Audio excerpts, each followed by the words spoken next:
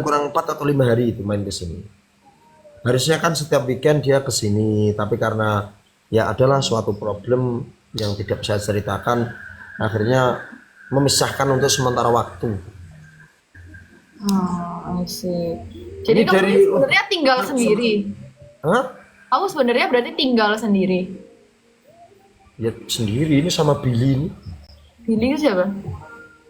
Ini ajudan Pedro. Oh, jadi kamu pakai asisten gitulah ya, seenggaknya biar nggak sendiri banget gitu ya. Ini loh saya tuh selalu bertiga ini. Awalnya berdua, yang satu orang Surabaya itu. Nah, Jadi satu rumah itu isinya 3 orang. Cowok semua gitu ya berarti. Berarti nggak ada bibi-bibian. ada bibi tapi pagi sampai sore. Oh, warnen. Warnet itu apa? Warnen. Ya mbak warnen pagi sampai sore itu bersih di rumah terus pulang. Ada yang masak ada. Ah, kasihan ya dia guys ya. Sudahlah berat ini ujianku kali ini berat nih, Allah lagi uji saya. That's okay. Nanti juga bakalan lewat. Tapi move on itu memang berat banget. Iya setuju. Karena kayak kamu pasti kerasa ada sesuatu yang hilang dari hidup kamu dan nggak bisa kembali kan. Apalagi Mel, biasanya bangun pagi tuh ya Mel, anak Abi berangkat sekolah, belum tangan, sekarang nggak ada itu. Allah. Bener?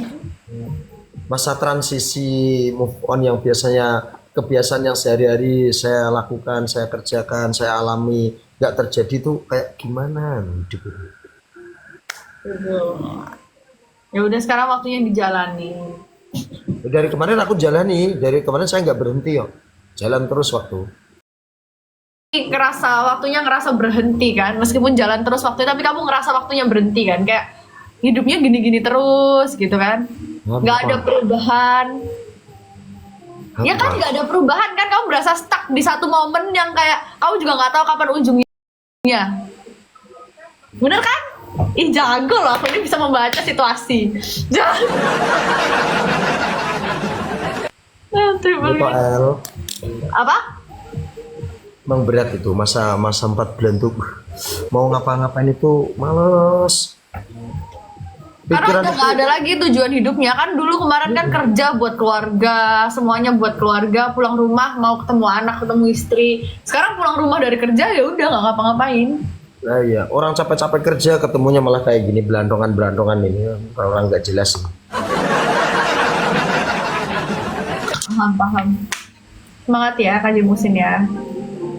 Nah, makanya ketika apa ya di live saya berusaha kayak apalagi pas puasa itu saya duduk sampai pagi karena nggak bisa tidur aku.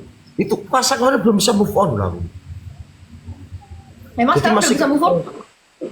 anak, bukan di anunya, di anaknya.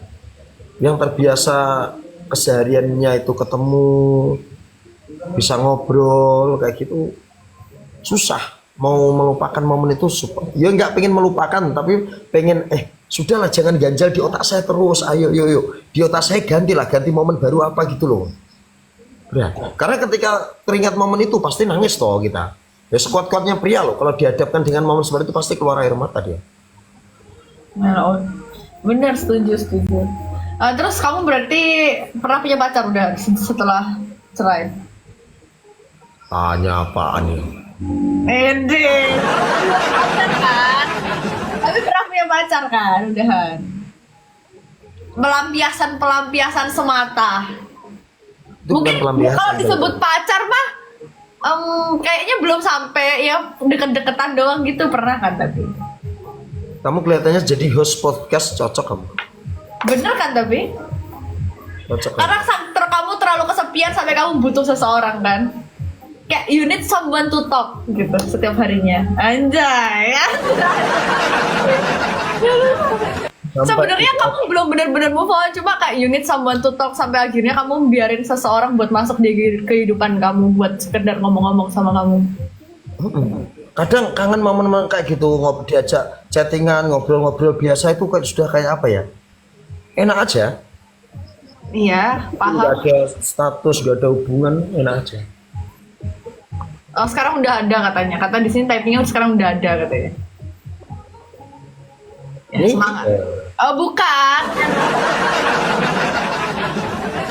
Ini katanya keblongan 200 juta. 200 juta mbak Sopo. Wah itu makanya saya males aku hubungan dengan cewek itu males. Malesnya bukan karena apa ya? Gini sih, kalau sama cewek tuh gini, kita boleh royal, kita boleh royal tuh kamu boleh tuh beliin barang. Cuma kamu juga harus tahu batasannya sampai di mana. Kalau kamu sering transfer, cewek itu jadinya buat nganggepin kamu cuma kayak cuma nganggep kamu sebagai kayak oh cowok ini bisa buat transfer aku. Aku ya selama pacaran nggak pernah ditransfer pacar aku. Aku nggak menerima, aku nggak butuh, aku bisa sendiri. Aku sampai saya pegangin ATM pun. Gini sih, menurut aku ya manjain cewek boleh, cuma semua ada batasannya. Karena kamu juga bukan berarti kamu pacaran sama dia, kamu harus membiayai semua hidupnya dia. Orang belum nikah, kenapa harus? Kenapa Pertanyaannya. semua wanita pikirannya tidak sama seperti kamu ya? Atau jangan-jangan kamu cuma kata-katanya, tapi bukti nyatanya juga nol kamu? Nanti kalau misalnya aku kenalin pacar aku ya, aja.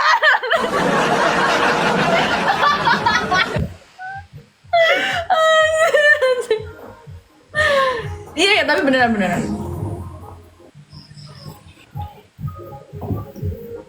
Ya gitu sih menurut aku. Jadi menurut aku kita manjain cewek boleh, cuma semua ada batasannya. Kalau kamu sering transfer dia, kamu cuma dimanfaatin doang sampai di akhir. Sampai Jika ini. kamu nggak transfer, kamu bakalan dibuang gitu aja. Nah gini, Karena kamu udah nggak ada fungsinya. kelemahan pria gini Mel. Kelemahan pria itu ketika Gampang luluh kan? cewek yang dikaguminya gitu. Dia kenal nih sama wanita yang dia itu suka sama dia. Terus berjalan dengan sifatnya, oh cocok, awalnya cocok. Oh seperti yang diharapkan, dia perhatian, pengertian kayak gitu. Nah, cowok itu sudah mulai luluh di situ, dia akan menjadi bodoh, menjadi tolol karena apa? Oh, tugas saya dengan kata-kata manisnya. Tugas saya, kedatangan saya itu membuat kamu bahagia. Kalau kamu butuh apa-apa, lah ini lu salahin cowok. Kalau Ya kamu butuh apa-apa nggak berarti butuh duit dong. Lah, ketika momen itu terjadi, kita itu nggak sadar kalau kita dimanfaatkan, kalau kita itu apa ya, cuman bukan satu-satunya atau gimana lah. Ya pokoknya perilaku pria yang ketika sudah jatuh cinta itu nggak normal, nggak wajar. Ya bisa dikontrol kalau kamu bisa ngehandle dirimu sendiri. Jadi kamu berarti mungkin belum siap buat punya pasangan gitu menurut aku sih. Karena kamu nggak bisa kontrol dirimu sendiri. Jatuh cinta boleh, tapi harus penuh kontrol. Kamu harus under control yourself. Gimana ya? Ya gitu nih, control yourself. Gitu buat aku. Jatuh cinta mah boleh, manjain boleh, semuanya boleh. Cuma kalau misalnya sampai kamu transferin duit, dia butuh, sayang minta dong 2 juta, ini aku mau beli tas, sayang minta dong gini. Ntar kamu lama-lama cuma dimanfaatin doang. Sayang ini bulan ini aku kurang ini buat bayar listrik, kurang 5 juta.